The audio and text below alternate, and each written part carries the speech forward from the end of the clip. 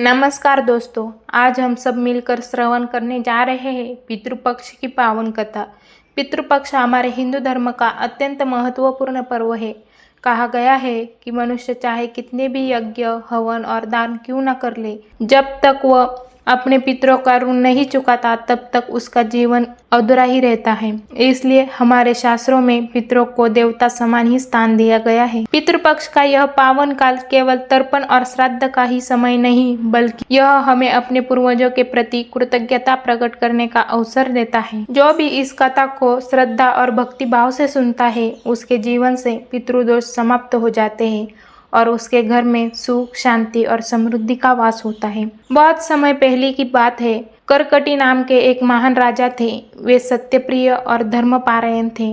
एक बार उन्होंने अपने पितर की आत्मा की शांति के लिए एक महायज्ञ का आयोजन किया। यज्ञ के पूर्ण होने पर वहां नारद मुनि प्रकट हुए और बोले, हे राजन, मनुष्य का सबसे बड़ा धर्म अपने पितरों की सेवा करना है। जब श्राद्ध और तर्पण श्रद्धा से किया जाता है तो पितर प्रसन्न होकर अपने वंशजों का कल्याण करते हैं। यदि पितरों की अवहेलना की जाती है तो जीवन में कितनी भी उन्नति क्यों न हो, वह क्षणभंगुर सिद्ध होती है। इसी अवसर पर नारद मुनि ने उन्हें एक कथा सुनाई। एक ब्राह्मण था जिसका नाम मित्र शर्मा था। वह बड़ा ही विद्वान और यज्ञ हवन करने वाला था, परंतु उसने कभी अपने पितरों का श्राद्ध नहीं किया। समय के साथ उसके घर में दुख और क्लेश बढ़ने लगे। उसका धन नष्ट हो गया, संतान बीमार पड़ने लगी और परिवार में कलह होने लगी। एक रात उसके पितर स्वप्न में प्रकट हुए और बोले, वत्स्य, तूने हमें जल और तर्पण नहीं दिया। हम भूखे और पैसे भटक रहे। जब तक तुम हमारा श्राद्ध नहीं करेगा, तेरे जीवन से यह दुख दूर नहीं होंगे। सुबह उठकर मित्र शर्मा को अपनी भूल का एहसास हुआ। उसने विधि पूर्वक श्राद्ध और तर्पण किया, ब्राह्मणों को भोजन करवाया और दान किया। इस दिन के बाद उनके घर में पुनः सुख समृद्धि लौट आई।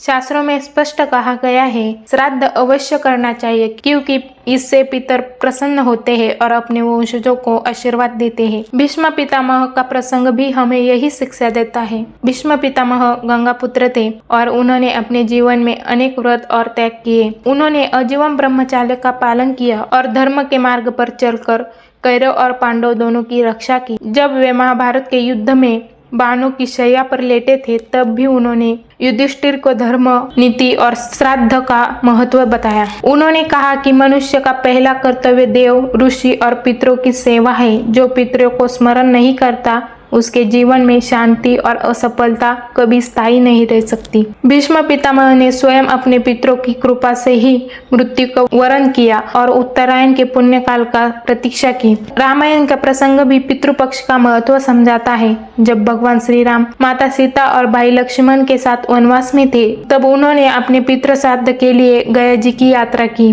गया वह स्थान है जहाँ भगवान विष्णु के चरण कमल का स्पर्श हुआ था। श्री राम ने वहां अपने पिता दशरथ जी के लिए पिंडदान किया और अपने कुल का कल्याण किया। इसलिए गया तीर्थ को पितृश्राद्ध के लिए सर्वश्रेष्ठ माना गया है। आज भी लोग अपने पितरों की आत्मा की शांति के लिए गया जी जाकर पिंडदान करते हैं।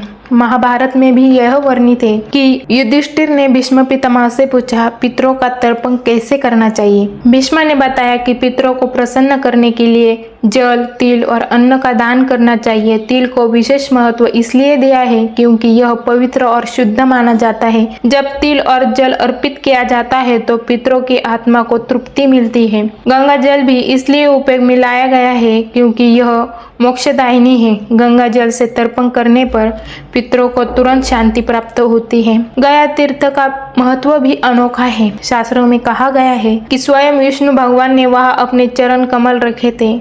वहाँ पिंडदान करने से पितरों को स्वर्ग प्राप्त होता है और उनका उद्धार होता है। इसलिए पितृपक्ष के दिनों में गया जी की यात्रा का विशेष महत्व है। ऐसा विश्वास है कि गया में किया गया श्राद्ध 100 पीढ़ियों तक के पितरों का उद्धार करता है। कहा जाता है कि जब गंगा जल और तिलक के साथ श्राद्ध और तर्पण किया जाता है तो पितर प्रसन्न होकर अपने वंशजों को संतान, सुख, धन और दीर्घायु आशीर्वाद देते हैं। तिल का दान शांति और पवित्रता का प्रतीक है और गंगा जल अमरता और मोक्ष का दान देता है। इसलिए हर श्राद्ध में इनका प्रयोग अनिवार्य माना जाता है। इस प्रकार पितृपक्ष की कथा हमें यह संदेश देती है कि हमारे पितर सदैव हमारे साथ रहते हैं। उनकी कृपा और आशीर्वाद से ही हमारा जीवन समर्थ और सफल बनता है। इस पावन काल में किया गया श्राद्ध, तर्पण और दान हमें अपार पुण्य और पितरों की प्रसन्नता प्रदान करता है। जो भी व्यक्ति इस कथा को श्रद्धा पूर्वक सुनता है, उसके जीवन से पितृदोष समाप्त हो जाते हैं और उनके घर में सुख, शांति और समृद्धि का वास होता है। अंत में हम सब मिलकर यही प्रार्थना करें कि हे पितृदेवता, आप हम पर सदैव कृपा बनाए रखें, हमारे कुल का कल्याण करें और